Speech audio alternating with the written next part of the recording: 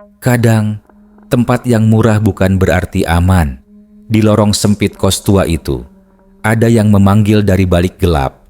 Suara lirihnya pelan, seolah minta tolong, tapi entah dari mana asalnya. Orang-orang bilang, penghuni di sana tak pernah lama, karena setiap malam sosok berselimut kain kafan berjalan perlahan di lorong itu. Kepala menunduk, seakan masih mencari jasadnya sendiri.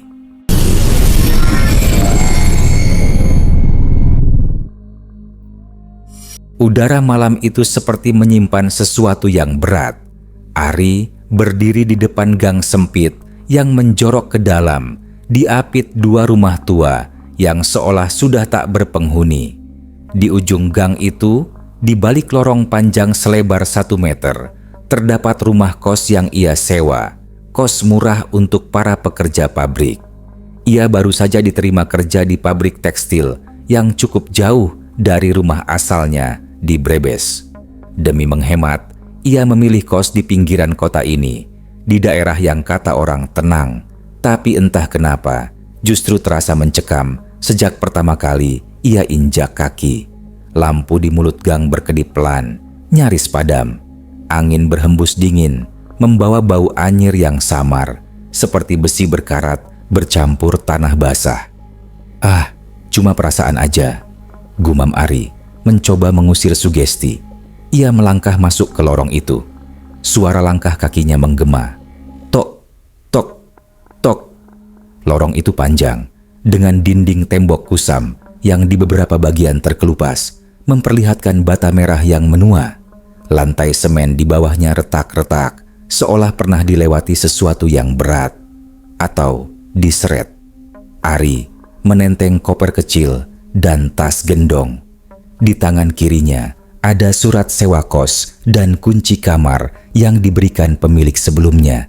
Katanya kamar itu sudah lama kosong karena pemilik kos tak pernah terlihat lagi. Ari mengira itu cuma alasan agar cepat laku.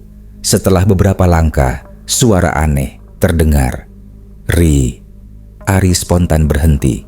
Suara itu lirih, serak seperti dari tenggorokan seseorang yang kering. Ia menoleh ke belakang. Tak ada siapapun, hanya lorong sepi dengan lampu neon yang terus bergetar cahayanya. Ia menelan ludah, mencoba melanjutkan langkah. Tapi suara itu muncul lagi, kali ini lebih dekat. "Ri." Napasnya mulai berat. "Siapa?" serunya dengan nada tinggi. Tak ada jawaban, hanya suara tetes air dari pipa bocor di ujung lorong. Saat ia hendak melangkah lagi, pandangannya terpaku pada lantai. Ada sesuatu, bekas noda gelap seperti darah kering, memanjang dari tengah lorong menuju tembok sisi kanan. Noda itu tebal, warnanya coklat tua, seperti sudah lama menempel. Ari jongkok, menyentuhnya sedikit, licin. Bukan darah, mungkin karat. Pikirnya cepat, walau di dalam hati, rasa ragu tetap tumbuh. Ia melanjutkan langkah. Lorong itu makin sempit, makin lembab, dan semakin menyesakan. Ketika sampai di kamar nomor 7, di ujung paling gelap, dia merasakan hawa dingin yang aneh, dingin yang menusuk sampai tulang. Pintu kamarnya tampak tua, catnya terkelupas, dan di bagian bawahnya ada bekas goresan panjang, seperti bekas cakar. Ia menelan ludah, memasukkan kunci, dan membuka pintu perlahan. Krek!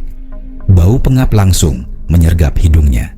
Dindingnya lembab, berjamur di beberapa sisi. Ada suara tikus berlari di atap triplek. Ia menyalakan lampu, redup, kuning seperti lampu zaman dulu. Di pojok kamar ada kasur busa tipis dan lemari kayu lapuk. Tidak ada jendela keluar, hanya satu ventilasi kecil yang menghadap ke lorong. Ari duduk, menghela napas panjang. "Yang penting murah," katanya pada diri sendiri, mencoba menertawakan rasa takutnya. Tapi malam itu, entah kenapa, udara di kamar terasa berat. Saat ia hendak merebahkan diri, tok, tok, tok. 3 ketukan pelan dari luar pintu. Ari terlonjak. "Siapa?" tanyanya cepat. Tak ada jawaban. Dia membuka pintu, kosong, hanya lorong panjang yang remang. Tapi matanya sempat menangkap sesuatu di ujung lorong. Bayangan putih, tinggi, tegap. Kepalanya menunduk. Ari mematung. Suara jantungnya terdengar jelas di telinganya sendiri. Bayangan itu tidak bergerak, hanya berdiri mematung di sana. Perlahan, lampu di lorong itu mati satu persatu sampai hanya tersisa cahaya redup dari kamarnya. Dan di tengah kegelapan itu, sosok putih itu, kepala masih menunduk, perlahan seperti bergetar, lalu menghilang. Ari menutup pintu keras-keras, berkeringat dingin. Dia memutuskan untuk tak keluar lagi malam itu. Tapi hingga ia tertidur, suara lirih itu masih terdengar dari balik ventilasi. "Ri, jangan di situ." Dan malam pertamanya di kos itu berakhir dengan rasa sesak yang menempel sampai ke mimpi. Pagi itu, matahari menyelinap malu-malu di balik genteng kusam. Ari terbangun dengan kepala berat. Tidurnya tidak nyenyak sama sekali. Sepanjang malam, ia terus mendengar suara aneh dari ventilasi, seperti seseorang berbisik pelan memanggil namanya. Lalu disusul dengan bunyi kain diseret di lantai lorong. Dia mencoba menepis semuanya. "Mungkin aku cuma kecapekan," katanya sambil mencuci muka. Ia harus berangkat ke pabrik, hari pertamanya bekerja. Ia tak ingin pikirannya terganggu oleh hal-hal yang tidak masuk akal. Lorong kos tampak sepi pagi itu. Hanya ada suara radio dari kamar paling depan. Tapi saat ia melewati lantai dekat kamarnya, langkahnya terhenti. Di sana, tepat di depan pintunya sendiri, ada bekas lumpur memanjang seperti jejak kaki. Tapi bukan kaki manusia. Jejak itu bulat dan memanjang, seperti bekas kain yang menyeret sesuatu berat. Ari menggeleng pelan. Lantai lembab, mungkin air netes dari pipa. Pikirnya cepat, menolak rasa takut yang merayap di dadanya. Hari itu di pabrik berjalan normal. Ia bertemu rekan kerja baru, bercanda, bekerja, dan berusaha melupakan apapun yang membuatnya tidak nyaman di kos. Tapi begitu matahari tenggelam dan jam pulang tiba, rasa itu kembali muncul. Lorong itu, bayangan putih di ujungnya, dan suara lirih itu yang terus menggema di kepala. Malam itu, setelah makan dan membersihkan diri, Ari duduk di kasurnya sambil menggulir ponsel. Hujan turun, rintik-rintik di luar, dan tiap kali petir menyambar, kamar itu terasa makin pengap. Tiba-tiba, suara gedebuk terdengar dari arah lemari kayu di pojok kamar. Ari langsung mendongak. Lemari itu bergoyang sedikit, meski tak ada angin. Perlahan, ia bangkit, menatap ke arahnya. "Tikus?" bisiknya. Namun suara itu datang lagi. Kali ini disertai bunyi seperti sesuatu yang menggesek dari dalam lemari. Grek, grek, grek. Ari mendekat dengan langkah ragu. Jantungnya berdegup cepat. Ia menggenggam gagang lemari, lalu membukanya pelan. Kosong. Tak ada apa-apa selain baju kerja dan handuk. Tapi ada bau. Bau yang begitu kuat, anyir, lembab, dan menyengat seperti daging busuk yang lama dikubur. Ia buru-buru menutup lemari, tapi begitu ia menoleh ke arah kasur, ia membeku. Kasurnya sedikit bergeser, dan di lantai di bawah kasur itu tampak ada bekas noda gelap. Saat petir menyambar dari luar jendela, Ari bisa melihat jelas. Noda itu seperti bentuk tangan besar dan menekan lantai dari bawah kasur.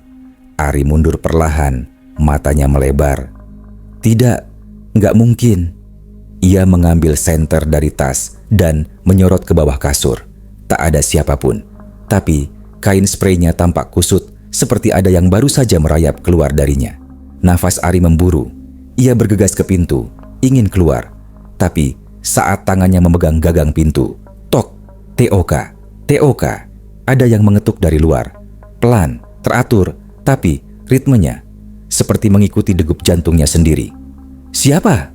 Suaranya gemetar. Tak ada jawaban. Ari menempelkan telinga ke pintu, mencoba mendengar.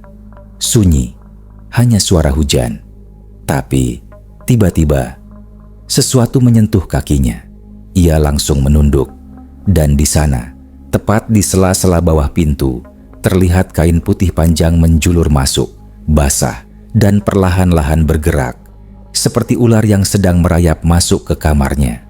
Ari menjerit spontan dan mundur hingga menabrak kasur. Kain itu terus masuk, kini makin panjang dan di ujungnya ada noda merah kecoklatan. Saat kilat menyambar, ia melihat jelas, itu bukan kain biasa. Itu kain kafan. Ia menendangnya sekuat tenaga hingga kain itu terlempar keluar. Pintu langsung ia kunci rapat. Napasnya terengah-engah. Seluruh tubuhnya gemetar. Beberapa menit berlalu, hujan mulai reda. Ari menatap ventilasi kecil di atas pintu yang terbuka setengah, dan dari situ terdengar suara lirih. Bukan panggilan namanya kali ini, tapi suara tangisan pelan. Suara pria, dalam, serak, dan terdengar seperti dari balik tanah. Aku di sini. Seketika, lampu kamar mati, gelap, dan di tengah kegelapan itu, Ari mendengar suara langkah pelan mendekat di lorong luar. Tap, tap, tap. Langkahnya berat, lembab, sampai berhenti tepat di depan pintu kamarnya. Suara itu berbisik pelan, dekat sekali, tepat di balik kayu pintu. Jangan tidur di kamar 7. Lalu, hening. Ari tak tidur malam itu. Ia duduk di pojok kasur, menatap pintu tanpa berkedip, sambil menggenggam senter kecil yang bergetar di tangannya. Dan di luar sana, di lorong yang panjang dan lembab itu, sesuatu berdiri mematung, kepala tertunduk, tubuhnya dibalut kain putih kotor, menatap kamar nomor 7 tanpa bergerak sampai fajar datang. Pagi itu, mata Ari sembab. Ia hampir tidak tidur semalaman. Bayangan kain kafan yang menjulur di bawah pintu masih membekas di kepalanya. Juga suara lirih dari ventilasi yang memanggil. Suara itu terus bergema, bahkan saat ia menutup telinga. Ketika ayam berkokok, ia langsung bergegas keluar kamar. Hawa lorong pagi itu lembab dan dingin seperti biasanya, seolah matahari tak pernah benar-benar menyentuh tempat ini. Beberapa pintu kamar penghuni lain tampak tertutup rapat. Hanya ada satu kamar yang terbuka. Dari situ keluar aroma kopi dan suara radio pelan. Ari menatap nomor di pintu itu, kamar nomor 3. Di sana duduk seorang pria berusia sekitar 30 tahun, rambut cepak, wajahnya agak pucat tapi ramah. "Baru ya? Kamar 7, kan?" tanya pria itu sambil menatap Ari. Ari mengangguk. "Iya mas, Ari, baru 2 hari gua raka," jawabnya sambil menyeruput kopi. "Kos ini sepi, jarang ada yang tahan lama." Kalimat itu membuat Ari langsung menatapnya lebih dalam. "Maksudnya?" Raka tertawa kecil, tapi tawanya hambar. "Entahlah, gua udah di sini 3 bulan, itu pun karena gua jarang di kamar. Shift malam di pabrik sebelah. Tapi sebelum gue, udah ada 4 orang yang tinggal di kamar 7. Nggak ada yang tahan seminggu." Ari menelan ludah. "Kenapa?" Raka menatapnya serius, lalu berbisik pelan. "Mereka bilang, tiap malam selalu ada yang mengetuk pintu. Kadang suara orang nangis, kadang suara langkah dari bawah lantai." Ari terdiam. Semua cerita itu mirip dengan yang ia alami semalam. "Tapi mas tahu nggak, dulunya siapa yang punya kos ini?" tanya Ari dengan nada hati-hati.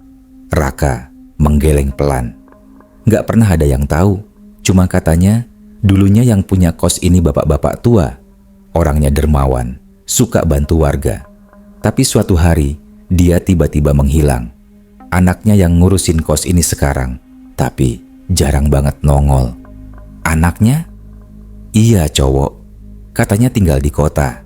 Datang sebulan sekali buat ngambil uang sewa, habis itu pergi lagi." Ari diam. Kata-kata Raka menggema di kepalanya. Bapak kos yang menghilang. Tiba-tiba, Aroma anyir samar tercium di lorong, membuat Ari menoleh cepat. Dari ujung lorong, bayangan putih melintas sekilas, cepat sekali, seperti seseorang yang berjalan menunduk melewati dinding. Raka yang melihat raut wajah Ari berubah langsung berdiri. "Kenapa, Ri?" "Mas, barusan ada yang lewat," bisik Ari, nadanya bergetar. Raka menatap ujung lorong, tapi kosong. Hanya udara dingin yang mengalir pelan. Malamnya, Ari memutuskan untuk tidak tidur sendirian. Ia meminta Raka menemaninya sebentar di kamar 7 sambil ngobrol. Di antara bunyi tikus dan suara angin yang menyusup lewat ventilasi, Raka sempat berkata, "Pelan, lorong ini kayak punya hawa sendiri ya. Dingin banget, kayak ada yang ngikutin." Tiba-tiba tok, TOK, tok. Terdengar 3 ketukan dari arah luar. Ari menatap Raka, wajahnya langsung pucat. "Jam berapa sekarang?" bisik Ari. Raka melirik ponselnya. 11:30. Ketukan itu datang lagi, lebih keras, lebih pelan, dan seperti dari ujung lorong. TOK, TOK, TOK. Raka berdiri, menempelkan telinganya ke pintu. "Kayak ada yang jalan," katanya pelan. Langkah berat terdengar dari arah depan. Tap, tap, tap. Ari menatap bawah pintu, tapi tidak ada bayangan kaki. Hanya suara kain yang diseret pelan. Srek, srek. Keduanya diam. Suara itu berhenti tepat di depan kamar 7. Raka menatap Ari. "Lo yakin mau tetap di sini?" Belum sempat Ari menjawab, lampu kamar mati tiba-tiba. Gelap gulita. Suara napas berat terdengar di luar pintu. Dalam gelap, Raka memegang bahu Ari. "Tenang, mungkin korslet." Namun sebelum kalimat itu selesai, ventilasi kamar mengeluarkan suara aneh, seperti seseorang menarik napas panjang, lalu mengeluarkan desahan berat. Ari memegang senter kecil, menyorot ke arah ventilasi. Dan di sanalah tampak sepasang mata hitam besar menatap dari balik lubang itu. Tubuhnya putih kotor, kepala menunduk menekan celah ventilasi. Kainnya basah, meneteskan air gelap ke lantai. Raka menjerit dan langsung mundur ke pintu. Tapi sosok itu bergerak cepat, seolah hendak masuk lewat ventilasi. Ari terpaku, tubuhnya gemetar, sementara udara kamar berubah menjadi dingin luar biasa. Dari mulut ventilasi, suara serak berat keluar. "Anak itu durhaka." Petir menyambar di luar, menerangi wajah sosok itu. Kain kafan kusam, wajah pucat dengan rahang kaku, dan kepala yang tetap menunduk. Ari menjerit, berlari keluar kamar bersama Raka. Mereka menabrak pintu, terjatuh di lorong. Tapi lorong itu kini tidak seperti biasanya. Dindingnya tampak lembab, berembun darah, dan dari ujung gelap sana, sosok pocong itu berdiri diam, kepala menunduk, tangannya gemetar pelan. Sampai pagi tiba, keduanya tidak berani masuk kamar lagi. Dan sejak malam itu, Ari tahu sesuatu di kamar 7 tidak sekadar penunggu. Ada rahasia lama yang belum selesai. Sejak malam itu, suasana kos semakin tidak sama. Raka memilih tidur di kamar lain, dekat pintu keluar, dan Ari, meski takut setengah mati, terpaksa tetap di kamar 7 karena belum punya tempat lain. Setiap malam, ia mendengar langkah berat di lorong, seperti seseorang menyeret sesuatu di lantai. Kadang terdengar suara tok-tok-tok dari dalam dinding.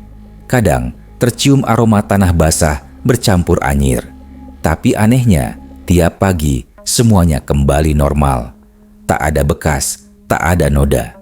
Ari mulai curiga, bahkan merasa lorong kos itu seperti hidup. Dindingnya yang lembab, seolah memantulkan suara-suara aneh. Dan tiap kali ia melewati ujung lorong, bayangan putih itu selalu tampak sekilas di sudut matanya. Tegap, diam, kepala menunduk.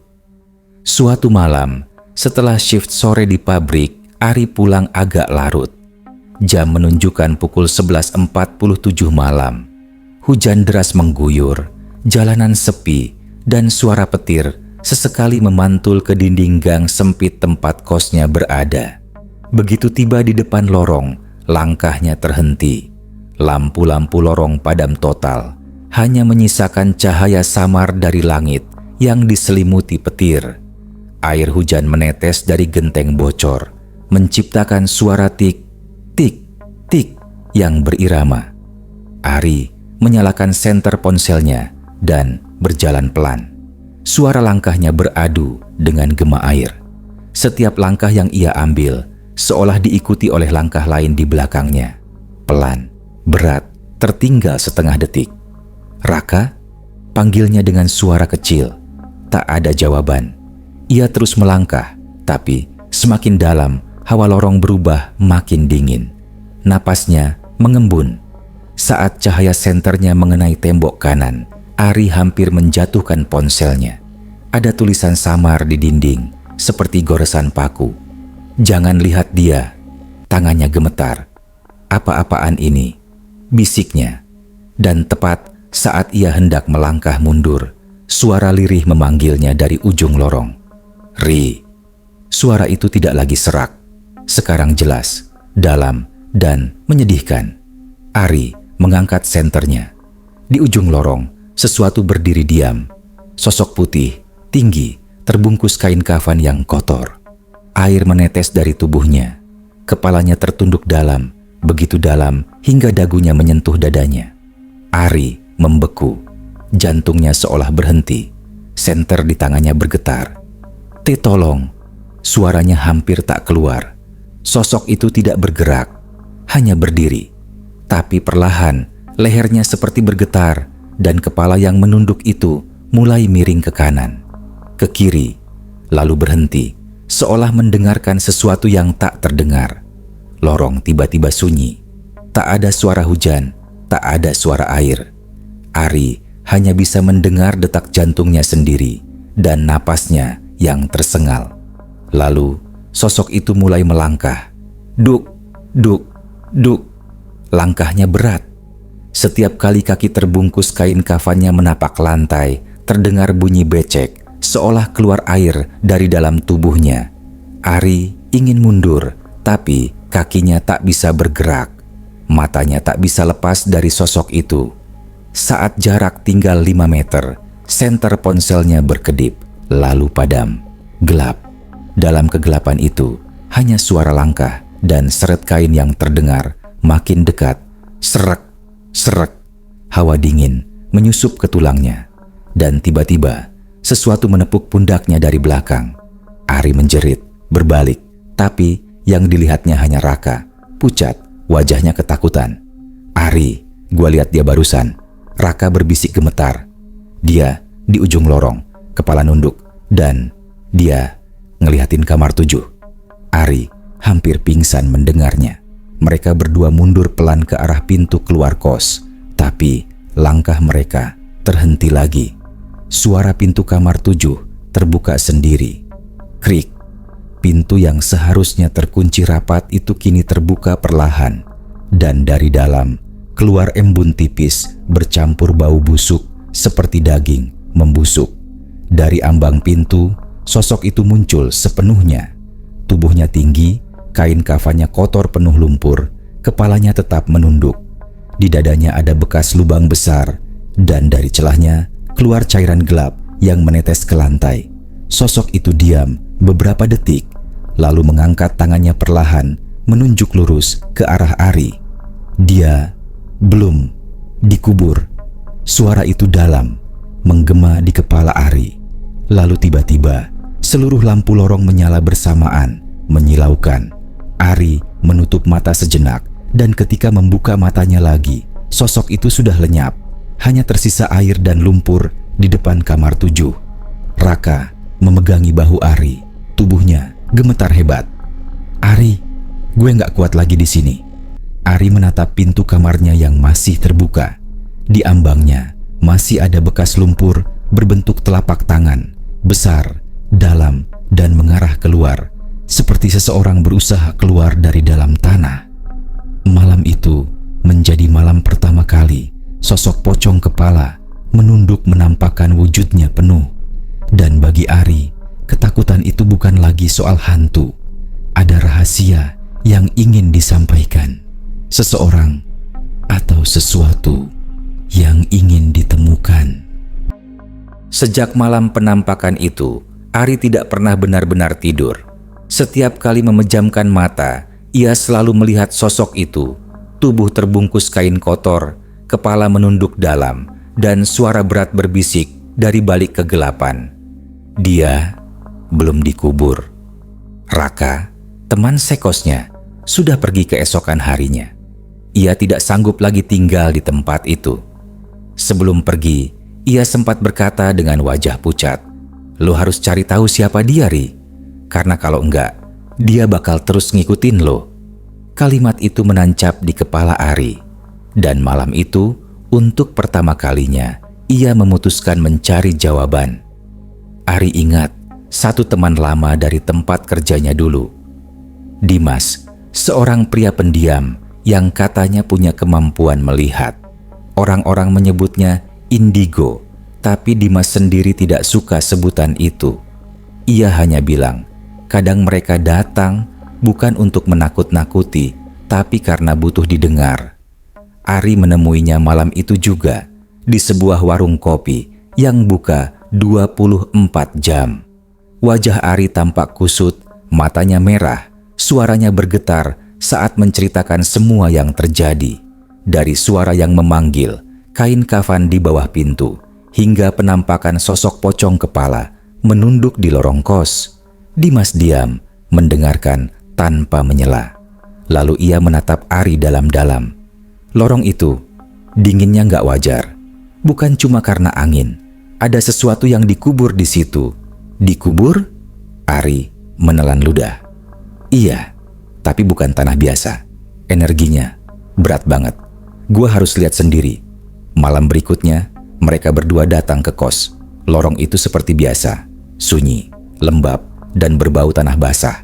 Tapi malam itu, hawa dinginnya jauh lebih menusuk. Dimas berdiri di depan kamar nomor 7, memejamkan mata. Ia mengatur napas pelan, lalu berbisik, dia masih di sini. Ari berdiri di belakangnya, menggenggam ponsel sebagai penerangan. Siapa? Dimas tidak menjawab. Ia mulai melangkah pelan di sepanjang lorong. Tangannya menyentuh dinding kanan. Tiba-tiba ia berhenti di tengah lorong, tepat di tempat Ari dulu mendengar suara pertama kali. Di bawah sini, katanya pelan. Di bawah lantai ini ada sesuatu. Ari menatap lantai yang ditunjuk Dimas. Retakan panjang yang dulu ia kira cuma bekas pipa bocor. Tapi malam itu, retakan itu tampak lebih jelas, dan dari celah kecilnya keluar cairan gelap yang berbau anyir. Dimas berlutut menatap celah itu dengan ekspresi tegang. Dia dikubur di sini, laki-laki. Udah lama banget. Ari mundur setapak, suaranya bergetar. Siapa? Siapa yang ngubur? Dimas menghela napas panjang, lalu mendongak. Anaknya sendiri, Henning. Ari membeku. Hanya suara tetesan air yang terdengar dari langit-langit. Dimas melanjutkan dengan suara serak. Bapak kos dulu, orangnya baik, tapi anaknya rakus. Dia pengen warisan cepet-cepet. Malam itu, mereka berantem. Si anak mukul kepala bapaknya pakai linggis, lalu ngubur jasadnya di lorong ini. Nggak ada yang tahu, karena dia pura-pura bilang bapaknya kabur ke kampung. Ari merasa mual. Ia mundur, tangannya gemetar hebat. Astaga, jadi yang selama ini. Dimas mengangguk. Iya, sosok yang lo lihat itu, bapak kos. Dia nggak tenang karena jasadnya masih di sini. Dia pengen dikubur layak. Tiba-tiba, hawa lorong berubah drastis. Udara menjadi sangat dingin. Napas Ari beruap. Lampu lorong berkedip. Dan dari ujung sana, muncul sosok itu. Tinggi, kain kafan kotor meneteskan air hitam. Kepala menunduk. Dimas berbisik, "Tenang, jangan lari." Sosok itu berhenti di depan mereka. Suara lirih keluar dari mulut yang tak terlihat. "Anakku." Seketika lantai di bawah kaki Ari bergetar. Dari celah retakan keluar lumpur basah dan aroma tanah busuk. Dimas menatapnya dengan mata tajam, seolah berbicara dalam hati dengan sosok itu. "Aku tahu, Pak. Kami dengar. Kami akan bantu pocong itu diam." Lalu perlahan, kepalanya bergerak, menunduk lebih dalam, seolah memberi tanda. Dan sebelum lenyap, suaranya bergema lemah di lorong. "Pindahkan, aku." Lampu kembali mati. Sunyi, hanya sisa aroma tanah dan lumpur yang membekas di udara. Ari terduduk lemas di lantai. Dimas menatapnya pelan. "Lo harus hubungi anak pemilik kos ini," katanya datar. "Dia harus tahu dan dia harus yang mindahin jasad itu sendiri." Ari menatap Dimas, matanya berkaca-kaca. "Lo yakin dia bakal mau?" Dimas berdiri, menatap lorong yang kini tenang, tapi tetap mencekam. Kalau enggak, arwah itu enggak akan berhenti, dan kamar 7 bakal terus memanggil. Malam itu, saat mereka pergi meninggalkan kos, Ari menoleh sekali lagi ke arah lorong. Ia bisa melihat sosok putih itu berdiri diam di ujung sana. Kepala masih menunduk, tapi kini tak bergerak, seolah sedang menunggu anaknya menepati janji yang belum pernah ditebus. Keesokan paginya, Ari tak langsung berangkat kerja. Ia masih syok dengan kejadian semalam. Sepanjang pagi, suara lirih "pindahkan aku" terus terngiang di telinganya. Ia tak sanggup lagi berada di kamar kos itu. Namun entah kenapa, ada rasa tanggung jawab yang membuatnya belum bisa pergi. Sore itu, Dimas datang membawa seseorang. Pria paruh baya berwajah muram dengan mata sayu, menatap kosong ke arah lorong kos. "Ini, Ri," kata Dimas pelan. "Ini anak dari almarhum pemilik kos ini." Ari tertegun. Pria itu menunduk, suaranya berat dan bergetar. "Namaku Wito, aku anaknya Pak Darmo." Nama itu langsung membuat bulu kuduk Ari berdiri. "Pak Darmo?" gumamnya lirih. "Jadi, sosok itu?" Wito mengangguk lemah. "Ayahku, aku yang ngubur dia di sini." Hening. Hanya terdengar desiran angin di ujung lorong, seperti bisikan samar dari dunia lain. Wito menatap lantai yang retak di tengah lorong, tempat Dimas semalam menunjuk. Air matanya menetes. "Aku dulu nggak tahan hidup miskin. Ayah nggak mau jual tanah warisan. Jadi aku marah. Aku pikir kalau dia pergi, semua akan selesai. Tapi ternyata aku salah besar." Ari menatap Wito dengan ngeri dan iba. Dimas menatap keduanya lalu berkata tegas, "Kalau lo benar-benar menyesal, malam ini lo harus ikut mindahin jasadnya. Dia cuma mau dikubur layak." Malam menjelang. Langit gelap tanpa bintang. Mereka bertiga membawa alat gali, senter, dan dupa. Udara di lorong begitu dingin yang tak masuk akal. Setiap langkah terasa berat, seperti sedang berjalan di bawah tanah. Begitu mereka sampai di titik retakan, Dimas menggumamkan doa pelan. Ari menyalakan senter, sementara Wito dengan tangan gemetar mulai mencangkul lantai semen yang sudah rapuh. Setiap hentakan cangkul menimbulkan gema aneh, seperti suara dari bawah tanah membalas. 3, 4, 5 kali hantaman, hingga akhirnya bau busuk yang menusuk mulai keluar. Tanah di bawah retakan itu berubah gelap dan basah. Wito terisak, "Ya Tuhan, ampuni aku." Saat tanah itu semakin terbuka, sesuatu muncul dari balik gelap. Kain putih kusam, sobek di beberapa bagian. Kain kafan. Ari menelan ludah, tubuhnya gemetar hebat. Dimas menunduk, menutup hidung. "Dia di sini," bisiknya lirih. "Tapi jangan berhenti."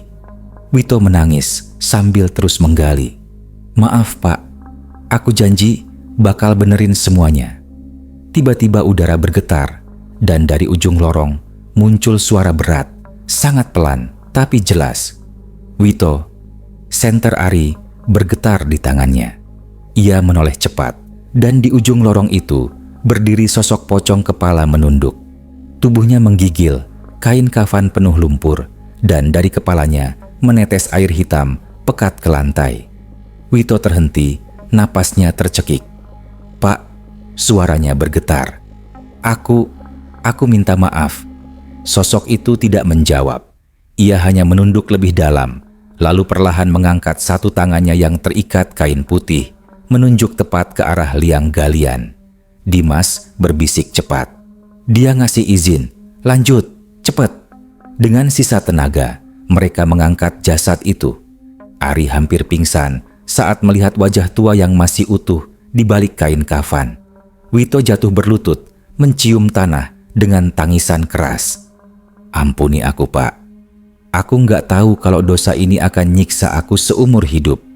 Dimas memejamkan mata, membaca doa panjang dengan suara bergetar. Sementara itu, pocong itu mulai bergerak maju.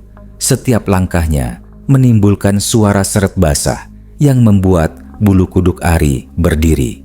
Ia berhenti di belakang Wito, menunduk rendah. Udara di lorong berubah semakin berat. Lampu senter berkedip. Ari menahan napas saat kepala pocong itu perlahan terangkat. Untuk pertama kalinya, ia melihat wajahnya. Mata kosong, mulut robek, dan darah hitam menetes dari lubang hidungnya. Suara lirih keluar dari sosok itu, sangat pelan tapi jelas. "Terima kasih, anakku." Wito menangis semakin keras. Tubuhnya gemetar. "Ampuni aku, Pak. Aku bakal pindahin Bapak malam ini juga ke TPU." Pocong itu diam sejenak. Lalu perlahan, kepalanya kembali menunduk. Dan tubuhnya mulai kabur, seperti kabut yang tersapu angin malam. Tiba-tiba, angin kencang berhembus di lorong. Semua senter padam. Gelap total. Suara langkah berat bergema di antara mereka. Ari memejamkan mata, menahan napas, lalu bruh. Sesuatu jatuh di belakangnya. Saat senter kembali menyala, jasad yang mereka gali tadi sudah lenyap.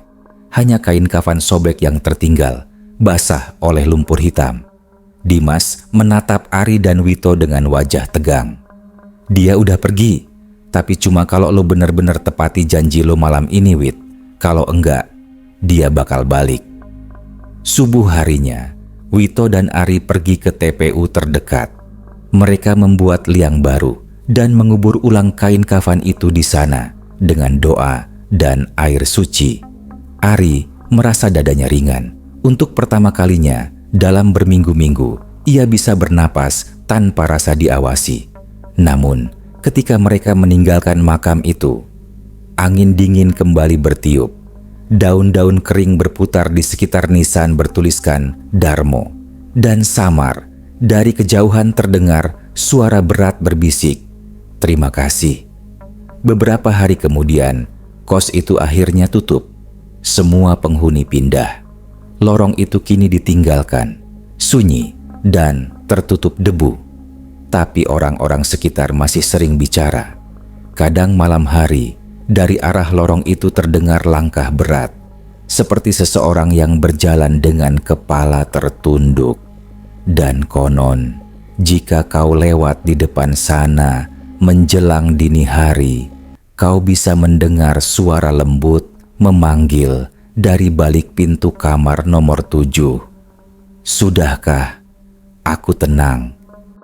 Kini kos itu telah lama kosong, tapi setiap malam suara langkah dari lorong masih terdengar. Sebagian bilang itu cuma hembusan angin, tapi ada yang bersumpah melihat sosok berselimut kafan berjalan pelan dengan kepala tertunduk, mencari tenang yang tak pernah ia dapatkan. Jadi, kalau kau lewat di sana tengah malam nanti, jangan menoleh saat ada yang memanggil namamu.